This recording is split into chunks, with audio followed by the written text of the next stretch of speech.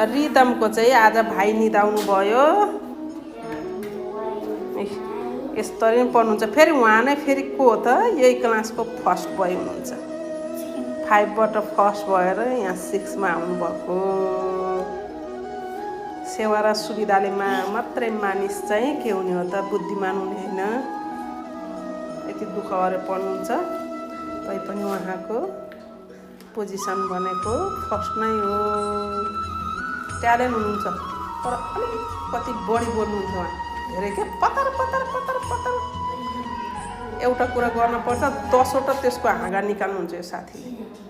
तर गुड पनि हुनुहुन्छ फेरि हामी सर म्यामलाई चाहिँ के हुन्छ त भन्दा पढ्ने विद्यार्थी भयो भने उसको केही वैगुणहरू पनि हामीले भुलिदिन्छौँ के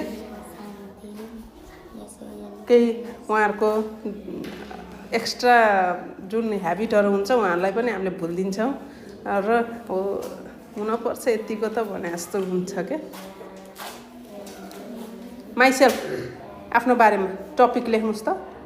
MYSELF माइसेल्फ